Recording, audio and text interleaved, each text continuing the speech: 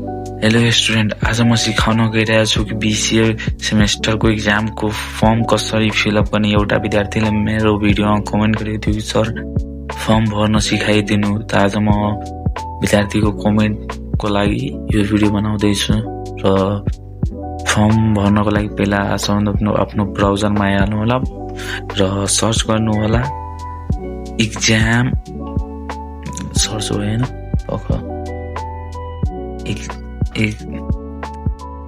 exam.tu/FOSHETNP online फर्ममा click गर्नु होला र तपाईको निर एउटा ब्राउजर खोल्नेछ टियुको र यसमा क्लिक गर्नु होला। र यदि तपाई निर यसको login user ID and password छैन भने यता तल न्यू स्टुडेन्ट रजिस्टरमा क्लिक गर्नु होला। यदि छ भने डाइरेक्ट लगइनमा क्लिक गर्नु।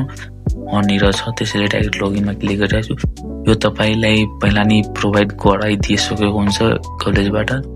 यो डाइरेक्ट लगइनमा क्लिक गर्नु होला र आफ्नो आइडी पासवर्ड हालेर लगइन गरिदिनु होला। तब लगइन गरेपछि यस्तो ड्याशबोर्ड देखाउनेछ र तपाईलाई यो यता साइडमा माई प्रोफाइलमा क्लिक गर्नु होला। यहाँ पर्सनल डिटेलमा यदि तपाई न्यू खोल्नु भएको छ भने सबै डकुमेन्ट अपलोड भएको नहुन सक्छ। त्यही भएर सबै जुन डकुमेन्ट मागेको हुन्छ सबै डकुमेन्ट अपलोड गर्नु होला। र मैले अलरेडी डकुमेन्ट अपलोड गरिसकेको छु र तपाई पनि अपलोड गरिदिनु होला जे जे मागिन्छ सबै। नेक्स्टमा नागरिकताको सबै डकुमेन्ट राख्नु होला, सबै डिटेलहरु। त्यसपछि नेक्स्टमा क्लिक गर्नु होला र तब यता आफ्नो कुन ब्याचलर डिग्री हो भन्ने ब्याचलरको सिलेक्ट गर्नु होला र कलेजको नाम सिलेक्ट गर्नु होला।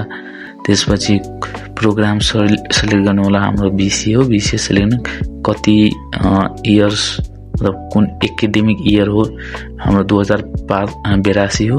त्यसपछि रजिस्ट्रेसन नम्बर यो हाम्रो कलेजबाट प्रोभाइड गरेको हुन्छ सबैलाई। त्यसपछि रजिस्ट्रेसन नम्बर हालेपछि नेक्स्टमा क्लिक गर्नु होला। नेक्स्टमा क्लिक गरेपछि यहाँ तपाईको एजुकेसन डिटेल एड गर्नुपर्ने हुन्छ। यहाँ एड एजुकेसन डिटेलमा क्लिक गर्नु होला र आफ्नो पहिला ब्याचलरको लागि हामी एप्लाई गरिरहेको छु त +2 र एसएलसी को सर्टिफिकेटहरु म्याक्सिमम 5 वटा सर्टिफिकेट अपलोड गर्नुपर्छ। 2 वटा एसी को गरिदिनु होला र 3 वटा +2 को गरिदिनु होला। त्यसै यसरी सिलेक्ट गर्नु होला एसएलसी। त्यसपछि एनईबी हो, एनईबी ले एसएलसी हेर्नेछ। त्यसपछि सब्जेक्ट तपाईको मेजर सब्जेक्ट कुन हो, ओपीडी थियो, कम्प्युटर थियो, कुन थियो त्यो लेख्नु होला। म चाहिँ यहाँ ओपीडी लेखिदिन्छु र एकाडेमिक इयर कति सालमा तपाई 10 मार्क चाल्नुभयो 2078 र कति ग्रेड आएको छ तपाईको एसीमा त्यो लेख्नु होला र कति सालमा कम्प्लिट गर्नुभयो 2079 मा।